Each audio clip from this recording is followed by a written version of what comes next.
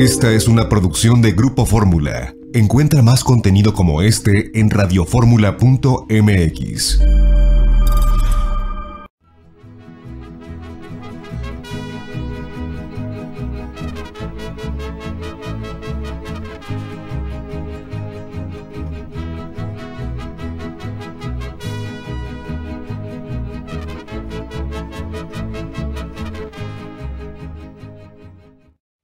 Amigas y amigos, muy buenas tardes tengan todos ustedes.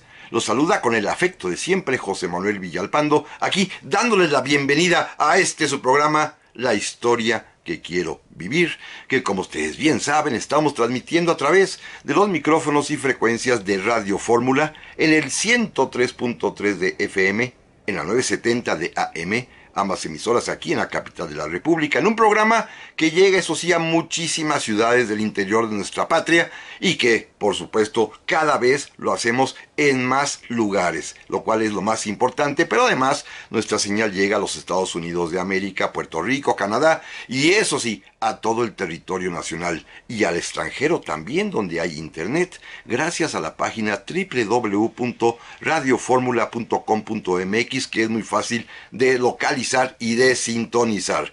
Gracias por su compañía, por su presencia, por acompañarme esta tarde de sábado, las tardes de sábado que son tardes de historia, de platicar de nuestro pasado mexicano y por supuesto les reitero que están a su disposición las vías electrónicas que permiten comunicarnos, bien sea a mi correo villalpandohistoriador@gmail.com o también en mi página de Facebook Villalpando y la Historia, y que ustedes saben, respondo de inmediato. Sean ustedes bienvenidas, sean ustedes bienvenidos y vamos a continuar platicando el tema que dejamos pendiente la semana anterior.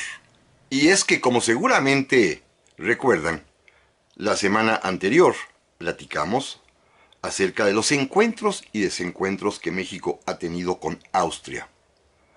Nos remontamos hasta hace 500 años, poquito más, cuando en 1519 pues se inicia lo que podríamos llamar la relación, por el motivo de que el rey de España es al mismo tiempo emperador de Alemania. Este fue el tema histórico que desarrollamos a partir de ahí para explicar la existencia y por qué está en la ciudad de Viena el penacho de Moctezuma, que ya lo comentamos, ya lo platicamos, y esto pues simplemente fue el gran prólogo, como decía yo, para empezar por el final que nos llevaría al principio.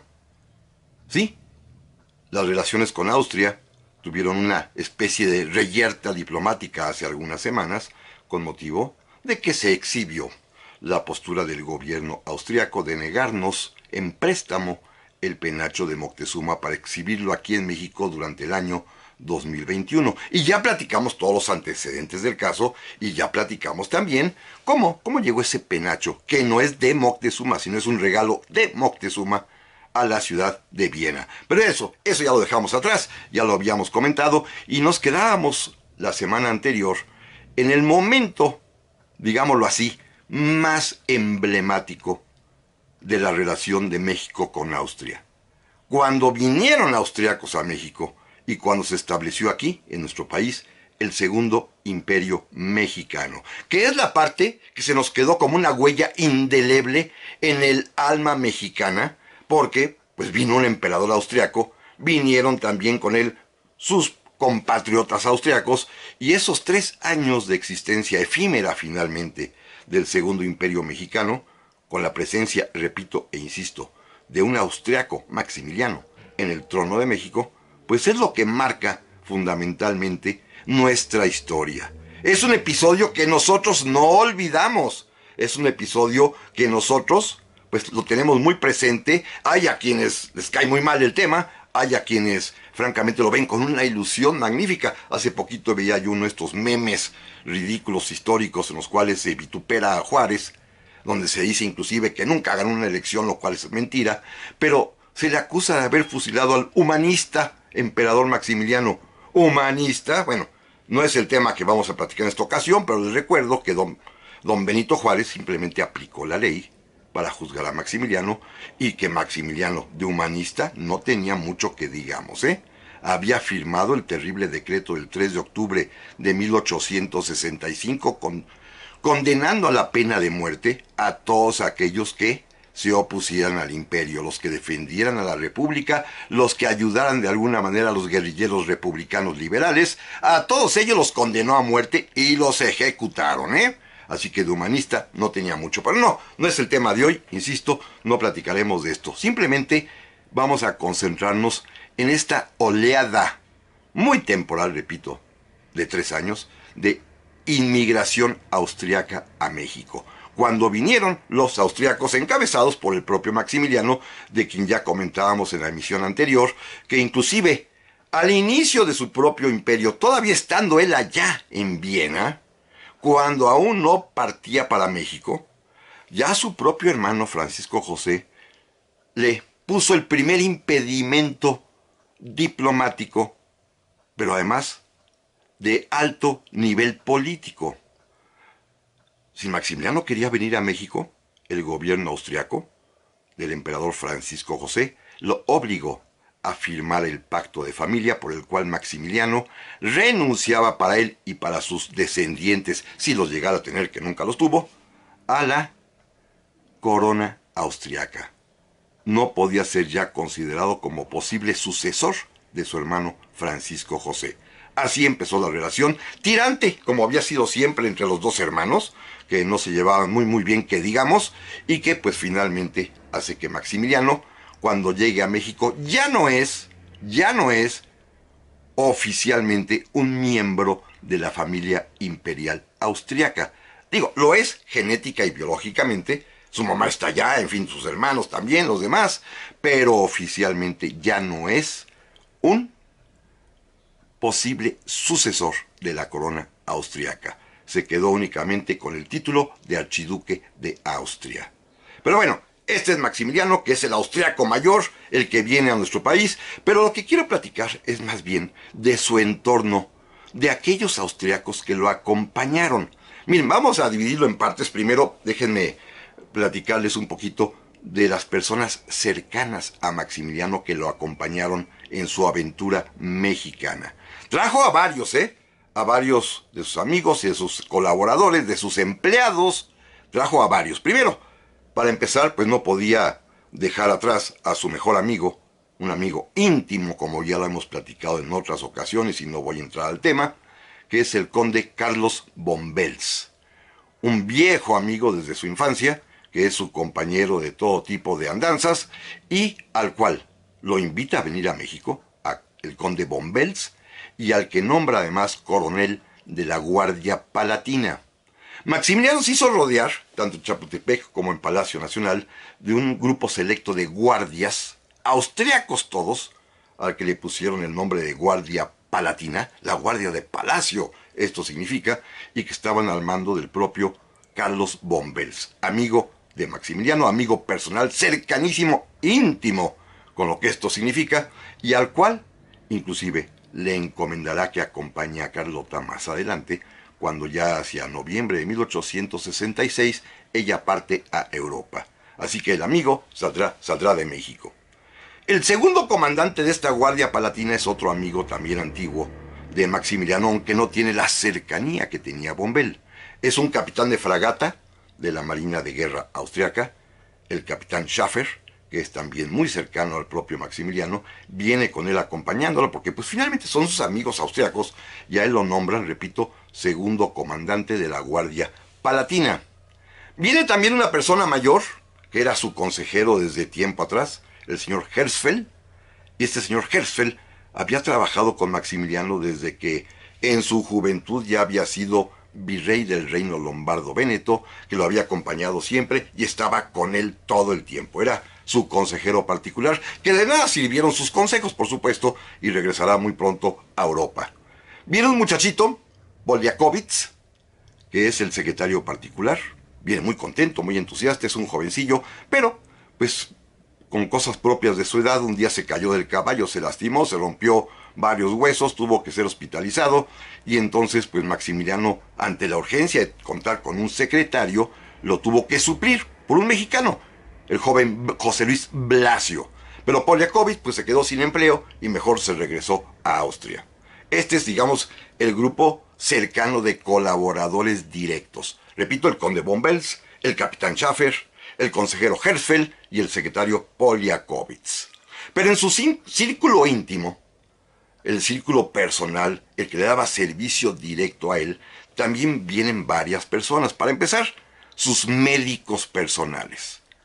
Los doctores que lo atendían, que lo cuidaban, son austriacos, el doctor Semmeleder, el doctor Basch, y los dos pues lo vienen acompañando. Pero fíjense qué curiosa paradoja. Cuando Maximiliano se enferma de las pues enfermedades típicas mexicanas por andar comiendo cosas, y le da una especie de tifoidea y tiene, perdonen la palabra, pero diarrea constantemente, ni los doctores Semmeleder ni Basch atinan al tratamiento y Maximiliano tiene que recurrir mejor a un médico mexicano para ser curado, para aliviarse. Y entonces pues aparece en escena ya el doctor Rafael Lucio, mexicano, que es quien le pues suministra el alivio porque los doctores austriacos no atinaban a nuestras enfermedades tropicales. También viene con él otro personaje muy importante en su vida, su administrador personal, el hombre en que más confiaba, que manejaba sus dineros, que es el señor Kuchaevich.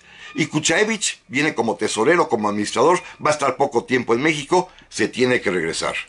Pero trae, por ejemplo, a su mayordomo, el señor Benisch. Es su mayordomo personal. Imagínense, tenía su propio mayordomo y trae a sus dos sirvientes. Él le decía a sus dos criados, los dos de origen húngaro, los señores Tudos y el señor Grill. Estos señores son sus criados, trabajan con el mayordomo Benisch, son los que atienden directa y personalmente a Maximiliano, los que le hacen de comer, los que le preparan su ropa, los que le alisan el uniforme, en fin, son los hombres más cercanos, austríacos y húngaros, todos ellos de la confianza de Maximiliano. Pero de esto, amigas y amigos, platicamos en un momento más. Ya estamos aquí, amigas y amigos, para el segundo bloque del programa de esta ocasión, el último que dedicaremos a estas relaciones entre México y Austria, a estos siglos de desencuentros y de encuentros también entre ambas naciones, y estamos ahora simplemente recordando a aquellos austriacos que vinieron con Maximiliano de Habsburgo, que eran parte de su círculo cercano, de su círculo íntimo, como sus amigos, uno de ellos muy íntimo, el conde Carlos von Bell, el capitán Carlos Schaffer, por ejemplo, el consejero Herzfeld, naturalmente el secretario Poliakowitz, que tuvo que retirarse muy pronto, así como las personas del servicio directo del emperador, como los doctores Semmeleder y Basch, como por ejemplo su tesorero y administrador, el señor Kuchaevich, como por ejemplo el mayordomo, el que se encargaba directamente de la atención del emperador, el señor Benisch, los criados, como los decía Maximiliano, Grill y Tudos, ellos de nacionalidad húngara, pero Hungría era parte del Imperio Austriaco. Pero también viene, por ejemplo, en plano oficial, el embajador de Austria en México, el barón Lago, y vienen también en la comitiva de Maximiliano dos mujeres que son divertidísimas y que francamente estas sí son dignas de recordar, las condesas Sichi, de origen húngaro, y la condesa Paula von Kolonitz. Y la condesa Kolonitz, se los recomiendo cuando puedan, dejó un libro de memorias de sus aventuras en México muy interesantes, donde ve, desde el punto de vista de una mujer de la clase alta allá en Austria, cómo mira, cómo juzga, cómo valora a la conducta, la cultura, el actuar a las personas mexicanas. Es interesantísimo porque ella por lo menos tuvo pues la deferencia de dedicarnos un librito para recordar su estancia en México, la condesa Paula von Kolonitz. Ese es el círculo cercano del emperador. No son más trascendentes que esto, porque son los que están simplemente con él y aparecen en nuestra historia porque es el grupo, de alguna manera, pues que orbita alrededor del emperador. Algunos de ellos, como el barón Lago, o como los criados Grill y Tudos, ellos tres se van a quedar hasta el último momento. Es más, Grill y Tudos lo acompañarán inclusive a Querétaro y aún lo van a atender y a servir y ayudarlo el mero día del fusilamiento de Maximiliano. Dos personas absolutamente leales y de toda la confianza de Maximiliano. Después serían ya expatriados a México. Sin embargo, el contingente mayor, el mayor número de austriacos, que llegó a ser casi de 6,000, viene con lo que se llamó el Cuerpo de Voluntarios Austriacos. Francisco José, el emperador de Austria, le autorizó a su hermano reclutar soldados que quisieran venir con él a México. Soldados austriacos, soldados húngaros. Y hubo varios, muchos, que se apuntaron. Quizás por el afecto que le tenían a Maximiliano. No lo conocían personal y directamente, pero bueno, sabían que era un miembro de la familia imperial austriaca. Otros más atraídos por el deseo de la aventura, que esto siempre ha sido un motivo de estímulo para las personas. Otros, indudablemente, como lo confesaron, por motivo de encontrar un empleo y ganar un sueldo. También hay casos de esos, ¿eh? Así que, pues fueron casi 6,000 los austriacos que formaron este cuerpo de voluntarios que autorizó Francisco José, un poco también a regañadientes, ¿eh? Repito, las relaciones entre los dos hermanos, Francisco José y Maximiliano, no eran muy tersas, ni tampoco muy cordiales, ni muy filiales de hermano a hermano, ¿eh? Autorizó que vinieran esos soldados voluntarios, pero no tendrían reconocimiento de sus grados ni de su antigüedad en el ejército austriaco. Así que los dejaron un poquito a la deriva. Y vinieron 6,000 más o menos, decía yo. Está a cargo este contingente, este cuerpo de voluntarios austriacos de un general, el conde de Thun, T-H-U-N, el conde Thun, que es el que viene al mando de ellos. Y en un principio, cuando desembarcan en México, Maximiliano decidió que este cuerpo de 6,000 hombres austriacos que venían a acompañarlo no estuvieran en la Ciudad de México, pensaba Maximiliano, para que no se viera tan feo, sino que los dejó en la ciudad de Puebla. Fijó como campo de operaciones de este cuerpo austriaco todo lo que sería hoy el estado de Puebla y zonas circunvecinas, que estuvieron a cargo pues del general conde de Thun. Ahí ejercerá el mando militar. Y pasan cosas curiosas. Antes de entrar a uno que otro nombre, déjenme platicarles el que creo yo es la anécdota que marca este tipo de relación. Los austriacos, por alguna razón extraña, tuvieron simpatía por el general Porfirio Díaz. Porfirio Díaz estaba preso en Puebla. Había sido capturado después del sitio de Puebla en 1863. Tenía como prisión uno de los conventos poblanos. Ahí llegan los austriacos, así que ahora los austriacos son sus celadores, sus cuidadores. Bueno, Porfirio Díaz entabla buena amistad con un joven oficial de origen húngaro, el barón Sismandia, un joven capitán, y se vuelven tan amigos que Porfirio Díaz gana su confianza. ¿Y qué creen? ¡Se le escapó! Se escapó Porfirio Díaz de Puebla, un poco con la complicidad, digámoslo así, tácita de este barón Sismandia, pero Porfirio Díaz siempre guardó entonces una relación muy interesante, muy cercana con los austriacos, a grado tal de que al poco tiempo un desertor austriaco, porque también lo sabía, el señor Carlos Tiele, con H intermedia, se va a convertir en el secretario particular de Porfirio Díaz y en su traductor, en su intérprete del alemán para platicar con austriacos. Fíjense qué interesante, ¿eh? Porfirio Díaz comenzó a desarrollar una cierta empatía por los austriacos, comenzando por este barón Sismandia, al que se le escapa en realidad, y luego, pues reclutando a su lado a un desertor de los austriacos. Pero bueno, ese es simplemente el escenario.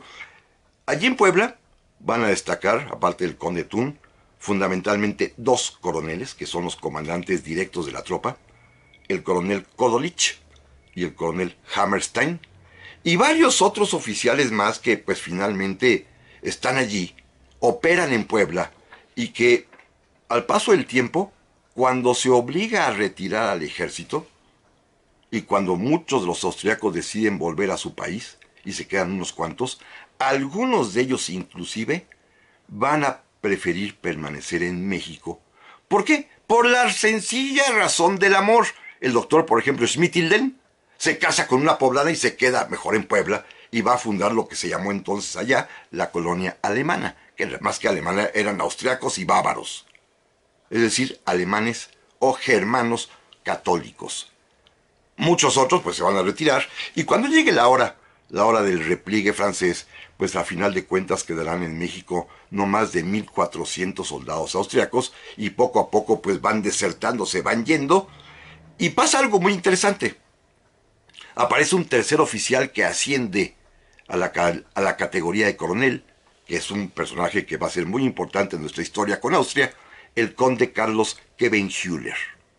Y Khebenhüller es un personaje divertidísimo, ¿eh? Ya veremos ahorita cuáles son sus actuaciones, pero él es el que establece un regimiento de húsares, los húsares del emperador, húsares austro-mexicanos, que son los que van a darle escolta al emperador Maximiliano, del cual se va a volver cercano. Hay que decir un par de cosas.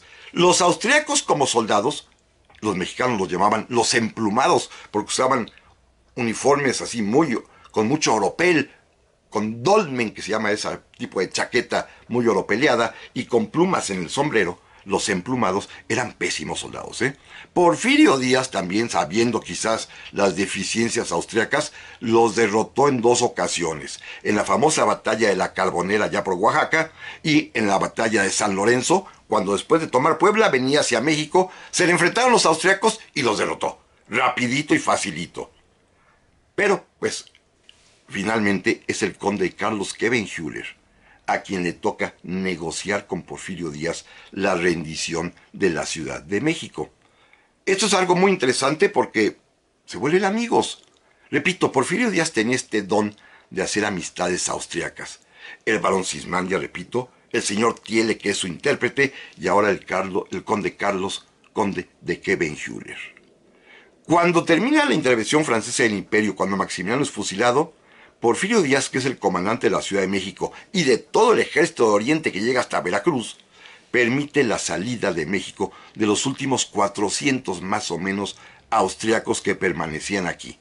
Todos ellos al mando del coronel Khebenhüller. Kodelich ya había salido, Hammerstein había muerto en combate, así que Khebenhüller comanda a los últimos austriacos que sobreviven en México. Muchos de ellos habían estado en Querétaro, una docena de ellos, colaborando directamente en la defensa de la ciudad a las órdenes de Maximiliano.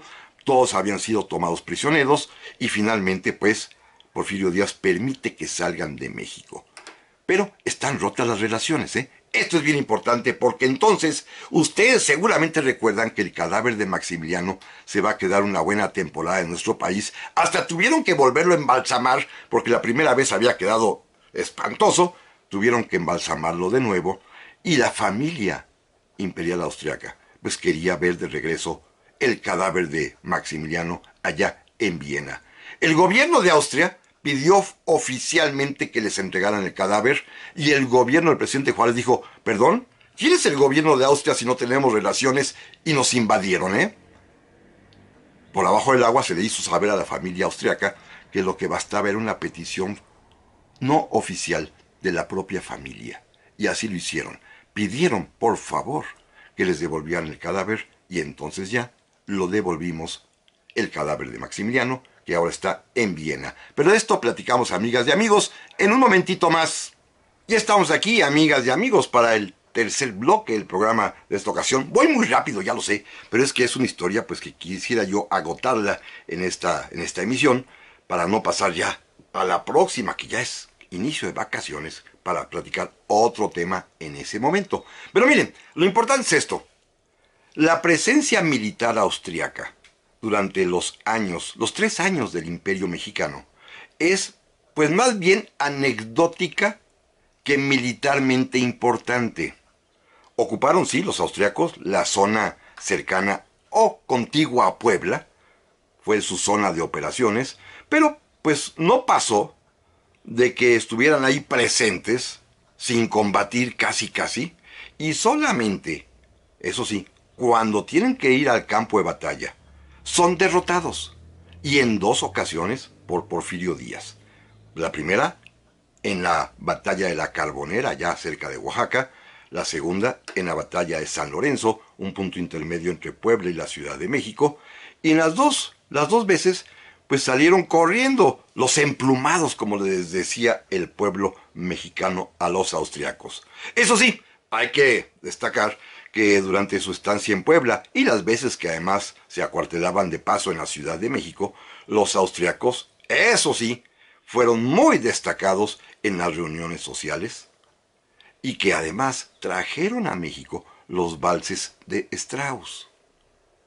Los domingos les organizaban, tanto en Puebla como en la Ciudad de México y en Oaxaca también, donde llegaron a estar alguna vez, les organizaban conciertos para que sus bandas de música en las tardes amenizaran allí en los kioscos de las Alamedas, pues la tardecita para que los mexicanos bailaran y los oficiales austriacos, muy atentos, y los soldados también, iban a bailar con las damas mexicanas que estaban encantadas con los güeritos austriacos. Eso hay que decirlo también con toda claridad. Pero repito, no pasa, pues, más allá de lo anecdótico. Lo importante es que, a final de cuentas, el general Porfirio Díaz, que ha conquistado Puebla y la Ciudad de México, es quien les permite salir del país a los pocos que ya quedaban. No porque hubiesen muerto muchos en combate, no, al contrario, sino porque poco a poco fueron desertando y al final no quedarían más de 600, 400, más o menos todos ellos a las órdenes del coronel Carlos Khebenhüller, con quien Porfirio Díaz negocia que los austriacos puedan salir de México. Esto va a significar el fin de la aventura austriaca en tierras mexicanas. No termina el asunto simplemente para reafirmar lo que comentaba yo en el bloque anterior, sino hasta que la familia imperial austriaca, Francisco José, y su mamá, la archiduquesa Sofía, le piden ya como un favor personal al gobierno del presidente Benito Juárez que devuelva el cadáver de Maximiliano para que pueda ser sepultado en Viena, y cuando ya el gobierno mexicano accede, envían a la fragata Novara, a las órdenes del almirante Tegetov, a recoger al cadáver, y junto con el cadáver de Maximiliano se van los últimos austriacos que permanecieron en México. Repito, simplemente para cerrar este tema, pues su presencia es en realidad más anecdótica que útil desde el punto de vista militar. Pero a partir de ese momento se rompen las relaciones. No se van a restablecer. No nos vamos a llevar diplomáticamente con Austria durante el resto del siglo XIX. Van a restablecerse las relaciones hasta que comience el siglo XX, en el año de 1901. Y fíjense, esto es lo más interesante de todo. Gracias a una cuestión estrictamente personal, y es más, con todas sus letras, gracias a un recuerdo amoroso. Déjenme volver a los años de 1867 con una historia que ya he platicado hace muchos años aquí en este programa, que le dediqué incluso 2 episodios, cuando el coronel Carlos Khebenhüller, este hombre de quien hemos hablado ya en los bloques anteriores, se enamoró perdidamente de una mujer mexicana, doña Leonor Rivas Mercado de Torres Adalid. Guapísima, pero casada. Y lo más interesante de todo es que Leonor también se sintió atraída por el conde Carlos de Khebenhüller. En un amor platónico, romántico nada más, de verse en los bailes, en las recepciones, pasear en las alamedas, seguramente bailar al son de los valses de Strauss que tocaban las bandas de música militares austriacas, no pasaba de allí, hasta el día en que Porfirio Díaz entró a la Ciudad de México con sus tropas, comenzó la desbandada, y Khebenhüller, buscando refugio, atinó a pasar por la casa, cerca de la casa, frente a la casa más bien, de Leonor Rivas Mercado, que estaba en un balcón asomada mirando la entrada de los soldados liberales, y vio a Carlos de Khebenhüller. ¿Y qué creen que hizo? Lo invitó a subir. Por el balcón le tendió unos mecates, algún tipo de tela, y Khebenhüller trepó y se subió al balcón para guarnecerse, protegerse esa noche. ¿Dónde creen? En la recámara de Leonor Rivas Mercado. Pasó lo que tenía que pasar esa noche. Estaba profundamente enamorado, él de ella también de él seguramente. Pues esa noche fue la noche de la infidelidad. Al día siguiente, Khebenhüller se presentó ante Porfirio Díaz y negoció la rendición y posteriormente el traslado de los austriacos a su tierra natal. Hasta ahí quedó la historia. Bueno, Leonor, que era una mujer casada, resultó embarazada.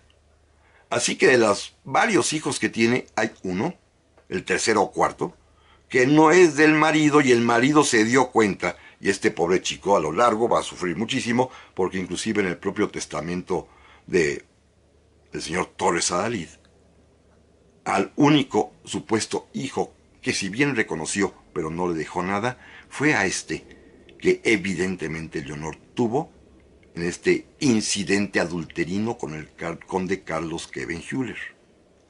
Pasan los años. Khevenhüller permanece siempre atento al recuerdo amorosísimo de aquella noche de pasión en la Ciudad de México con Leonor Rivas Mercado, y se entera que Leonor, muchos años después, queda viuda. Y entonces quiere regresar a México. Para eso tiene contacto, porque permaneció o acabó en muy buenos términos con Porfirio Díaz y probablemente permaneció en correspondencia con él, y a través del conde Carlos de Khevenhüller, el gobierno de Austria del emperador Francisco José pide el restablecimiento de relaciones diplomáticas con México y nombra como primer embajador de Austria en México, en esta nueva etapa, precisamente a Carlos de Khevenhüller, que viene a México. Organiza, por supuesto, el establecimiento de las relaciones, inaugura la capilla que está en el Cerro de las Campanas, que es construida por los austriacos, y quiere ver a Leonor. Pero Leonor no quiere saber nada de su pasado tormentoso. Sí amó a Carlos, pero no quiere que se lo recuerden, y cuando se entera que va a venir Carlos de Khevenhüller, se anticipa y se casa con un primo, y se niega a verlo. Únicamente se van a encontrar por ahí en una recepción, en un baile, pero ni se hablan. Así que el pobre Carlos de Khevenhüller, embajador de Austria en México, cumple con su cometido diplomático, inaugura la capilla en el Cerro de las Campanas, pero se va a tener que retirar y va a morir a Austria, con su amor fracasado a cuestas. Fíjense, las historias personales tienen que ver con las historias de las naciones, y este fue el caso concreto de por qué se restablecieron las relaciones diplomáticas entre Austria y México, porque Khevenhüller, que había dejado su amor de su vida aquí en la Ciudad de México, embarazada además, pues se entera que esta mujer ha enviudado y quiere regresar, a ver si se puede casar con ella, aunque ya los dos fueran casi más allá de la tercera edad. Pero ella, muy digna, no quiso saber nada de aquel pasado de infidelidad y mejor se casó con su primo, otro señor ya viudo, también de edad avanzada. Así que esto va a dar origen, además de la frustración de Khevenhüller, a que se restablezcan las relaciones diplomáticas con Austria. A partir de 1901 y hasta el día de hoy tenemos relaciones diplomáticas claras, específicas, fuertes, sólidas. Y lo demostramos. México demostró su amistad a Austria en un momento delicado de la historia mundial. En el año de 1938, Hitler y la Alemania nazi ocuparon el territorio austriaco para anexionarla a la propia Alemania. Hitler, de origen austriaco, ya era canciller de Alemania cuando le echó el ojo a Austria y, de plano, organizó que Austria fuera anexionada a Alemania, el famoso Anschluss austriaco. Había, por supuesto, muchos austriacos favorables a los nazis. Hitler era un austriaco, así que fue de alguna manera sencillo comerse, tragarse a Austria, que es un país bastante, pequeño en comparación con los demás. Y esto va a ocasionar que el único país, el único en todo el mundo, que reclame, que exija, que dé la cara por los austriacos invadidos, sea México. En ese año, en 1938, el gobierno mexicano protesta ante la Sociedad de las Naciones por esta invasión y por esta pérdida de la soberanía austriaca. Solo México salió a defender a Austria, solo México. Pero de esto hablaremos en un momento más. Ya estamos aquí, amigas y amigos, para el cuarto y último bloque del programa de hoy. Con esto también terminamos la serie que hemos dedicado, de 2 programas nada más, a las relaciones entre Austria y México. Relaciones, pues, que se han deteriorado, como todos sabemos, con motivo de que Austria negó al gobierno mexicano la posibilidad de poder exhibir aquí en nuestra patria, el famoso penacho atribuido a Moctezuma, que ya acordamos y aclaramos en el programa anterior que no es de Moctezuma, sino es un regalo de Moctezuma y en realidad no era de él. Es el atavío, lo que podría ser el uniforme de un general de división, de un hombre importante en el Imperio Azteca, pero no es el atavío del Tlatoani. Simple y sencillamente ya lo platicamos la semana pasada y explicamos las razones por las cuales está en Viena. Pero bueno, el tema de hoy fue simplemente ver las relaciones entre México y Austria, sobre todo en ese momento importante, fugaz pero importante y que nos marcó para siempre, del Segundo Imperio Mexicano. Ya comentábamos la historia de quienes vinieron, los que acompañaron a Maximiliano, los que vinieron a pelear por él, que finalmente no pelearon mucho, hay que decirlo con toda claridad, y sobre todo la curiosidad de estas historias personales que se entrelazan y que de ellas surgen resultados que tienen importancia diplomática, como el amor frustrado del conde Carlos de Khevenhuller por una mexicana, Leonor Rivas Mercado, casada, con quien tiene un hijo, y que finalmente pues esto va a dar pie a que gracias a su amistad con Porfirio Díaz y gracias a que sirve de intermediario se puedan restablecer las relaciones diplomáticas entre México y Austria allá en 1901. Pero el gran paso trascendental, y es el que platicábamos hace un momentito, es cuando México es el único país que protesta oficialmente por la anexión de Austria a Alemania en los tiempos de Adolfo Hitler, cuando está a punto de comenzar la Segunda Guerra Mundial. México, repito, ante la Sociedad de las Naciones, allá en Ginebra, por voz de don Isidro Fabela, es el único país que protesta oficialmente porque Alemania se engulló, se comió a Austria. Y fíjense, lo más interesante de todo es que no bastó o no nos quedamos con la pura protesta. Con este espíritu de solidaridad hospitalaria que tienen los mexicanos siempre, el gobierno del presidente Lázaro Cárdenas no solamente hizo la protesta, sino también abrió sus puertas. Y fueron más de 1,500 austriacos, judíos, pero austriacos, que decidieron venir a México aceptando la hospitalidad mexicana. Se exiliaron en nuestra patria y aquí se quedaron. Hay una comunidad pues importante de austriacos que ya son naturalizados mexicanos desde hace muchísimo tiempo, que encontraron en México la oportunidad de salir de la Austria nazi, ocupada por las tropas de Hitler. Los judíos austriacos es una comunidad muy importante. Recuerden, amigos, que hay uno de ellos que es fundamental en la historia de la humanidad y en la historia también del conocimiento íntimo del ser humano. Me refiero a Sigmund Freud, judío austriaco, que también salió huyendo. Él no vino a México, pero estoy seguro que lo hubiera pensado, porque muchos de sus compatriotas austriaco-judíos decidieron venir a nuestro país. Este hecho, esta ayuda mexicana, esta protesta mexicana, es reconocida por los propios austriacos. En la ciudad de Viena, al día de hoy, hay una plaza que se llama Plaza de México.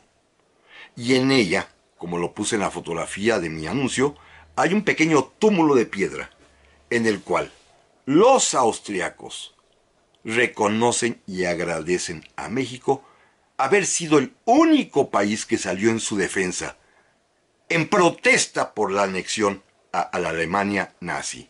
No podíamos hacer más cosa, pero sin embargo fue el único país que alzó la voz en defensa de Austria. Eso se llama saber ser amistades, México pudo en ese momento olvidar aquel rencorcito que podríamos haber tenido por los 3 años de Imperio Mexicano, cuando vinieron más de 6,000 austriacos, entre el emperador, sus soldados y su corte, las personas que lo rodean, pudimos dejarlo atrás. Y en una especie de clara fraternidad, México salió en defensa de Austria allá en 1938. Desde entonces, los lazos entre Austria y México son muy sólidos, muy fuertes, ¿eh? No es la primera vez, y vuelvo al tema, que México ha pedido que nos devuelvan el penacho de Moctezuma. Sucedió en varias ocasiones. Yo recordaba en el programa anterior cómo en 2010 también se solicitó lo mismo, pero antes, desde la época del presidente Salinas de Gortari en 1991 se hizo la primera petición. También, decía yo hace un momento, que en este ambiente de franca solidaridad y empatía entre Austria y México, aquí y allá, se hizo una comisión de técnicos de ambos países que determinaron la no conveniencia de mover el penacho regalo de Moctezuma, porque se puede desbaratar. Hay pues vínculos de muchos siglos, de muchos siglos. Miren, déjenme darles un par de casos contemporáneos que resultan interesantes. Por ejemplo, en el año 2010, el gobierno austriaco le obsequió a México la digitalización de todo lo que se conoce como Fondo Segundo Imperio en el Archivo General de la Nación. Todos los documentos de la época de Maximiliano, de los 3 años de Segundo Imperio, fueron digitalizados para el Archivo General de la Nación de México. Lástima, antes se podían consultar en línea, ahora ya no se puede, por alguna razón extraña, el Archivo General de la Nación cerró los accesos a todo el mundo y hay que ir a fuerzas personalmente, como que les gusta mucho que vaya uno a hacer colas. Pero Austria nos regaló la digitalización de todo ese fondo.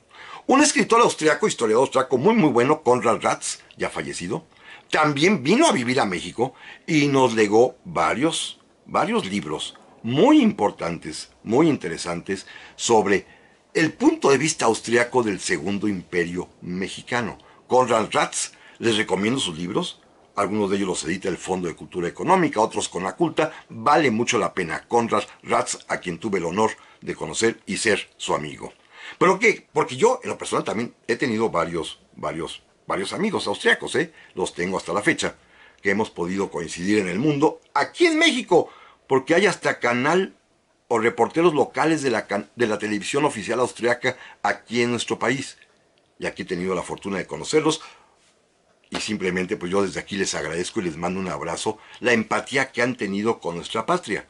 Cuando visita uno Viena, y muchos mexicanos han tenido la oportunidad de hacerlo, y simplemente lo reitero porque es algo muy curioso, en la ciudad de Viena hay ciertos rinconcitos con sabor mexicano. Indudablemente esta plaza que hemos comentado, donde se encuentra el túmulo de agradecimiento que los vieneses, los austriacos en general, hacen a México por haber sido el único país que protestó, repito, en 1938. Pero hay otros 3 lugarcitos que vale mucho la pena. Obvio, hay que ir al museo a ver el penacho de Moctezuma. Lo que llama la atención es que en verano, cuando hay muchos mexicanos que están de viaje haciendo turismo por Viena y que quieren ver el penacho, afuera de este museo, ¿qué creen? Hay danzantes mexicanos con toda la usanza azteca, con sus cascabeles y sus tamboras, bailando afuera del penacho mexicano. ¿Quién les paga? ¿De qué viven? No lo sé, lo ignoro por completo, pero ahí están en verano, Esto es algo muy peculiar, porque nos acompañan por todas partes del mundo, y en Viena mismo, allí haciéndole homenajes con bailables al penacho, hay danzantes mexicanos. Pero no solamente esos puntos, fíjense, hay 2 lugares también bien interesantes que todos los mexicanos que van a Viena visitan o visitamos en su momento. Uno, la cripta en la iglesia de Capuchinos, en donde está sepultado Maximiliano. Baja uno al sótano de esta iglesia, recorre uno de las tumbas de la familia imperial austriaca y en un rinconcito por ahí está la tumba de Fernando Maximiliano, archiduque de Austria y emperador de México. ¿Y qué creen? Ahí van los mexicanos. Todos vamos a ver, a curiosear. Hay quienes le avientan flores. Yo le dejé una carta en su momento cuando estuve por allí. Pero es un lugar turístico de atracción para mexicanos en Viena. Algunos, como yo, pues vamos a cerciorarnos de que esté ahí bien enterrado Maximiliano, ¿eh? Así sucede.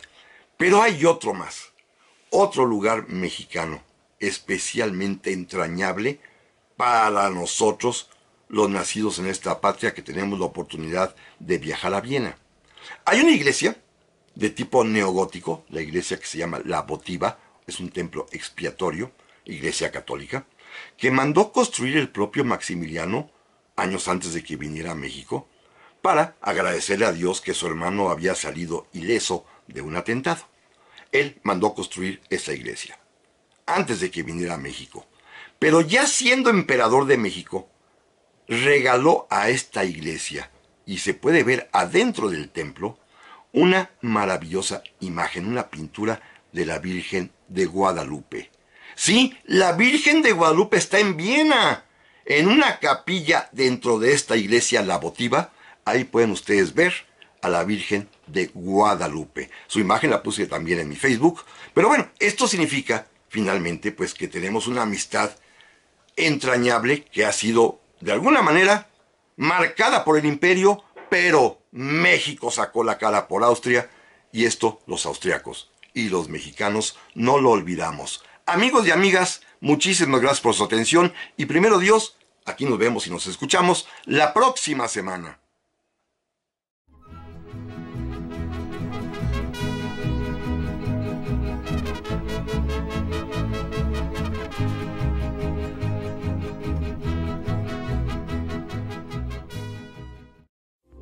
Esta fue una producción de Grupo Fórmula. Encuentra más contenido como este en radioformula.mx.